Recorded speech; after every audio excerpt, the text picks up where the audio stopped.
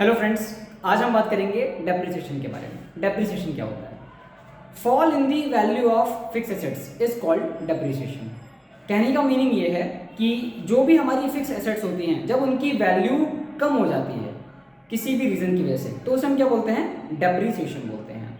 For example, मैंने एक plant and machinery purchase करी आज 10 लाख रुपीज़ की, और आफ्टर 5 ईयर्स उसकी वैल्यू कम हो गई। क्या वो उतने रुपीज़ की दोबारा सेल आउट होगी? नहीं होगी। क्यों? इसके क्या रीजंस हो सकते हैं? तो इसके बहुत सारे रीजंस हो सकते हैं। वो पुरानी हो गई, सेकेंड हैंड जिसे हम बोलते हैं, और टाइम के साथ टेक्नोलॉजी चेंज हो गई, अब उससे बेटर टेक्नोलॉजी की मशीन्स मेरे पास आ रही होंगी या मार्केट में आ रही होंगी, जिसकी वजह से वैसी चीज़ें क्या हो जाती हैं? डेप्रिशिएट हो जाती हैं। टाइम की वजह से, टेक्नोलॉजी की चेंज आने की वजह से, या कुछ एक्सीडेंटल कॉजेज हो सकते हैं डेप्रिसिएशन के। अब पॉइंट पर आते हैं कि हम डेप्रिसिएशन डिस्कस क्यों कर रहे हैं इकोनॉमिक्स में। हम इकोनॉमिक्स में डेप्रिसिएशन इसलिए डिस्कस कर रहे हैं क्योंकि जब हम नेशनल इनकम से डोमेस्टिक इनकम निकालते हैं तो वहाँ पे हम इस पॉइंट को कंसिडर करेंगे।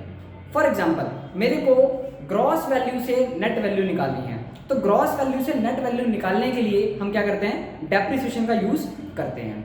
फॉर एग्जांपल, मेरे को जीडीपी एमपी से मुझे निकालना है एनडीपी एमपी। तो इसका एक बेस्ट सॉल्यूशन यही है हमारे पास कि हम अपने डेप्रिसिएशन को माइनस कर दें। जब हम इस डेप्रिसिएशन को माइनस कर देंगे तो हमें वैल्यू ग्रॉस से किस पे मिल जाएगी? नेट पे मिल जाएगी। इसीलिए हम डेप्रिसिएशन का यूज़ इकोनॉमिक्स में करते हैं। हमें डोमेस्टिक इनकम मिल जाती है जब हम डेप्रिसिएशन को माइनस कर देते हैं। ठीक है जी। इसलिए ये जो डेप्रिसिएशन है ये एक अच्छा इम्पैक्ट रोल प्ले करता है हमारे को जब हम नेशनल इनकम काउंट कर रहे होते हैं। तो ठीक है, मिलते हैं नेक्स्ट वीडियो।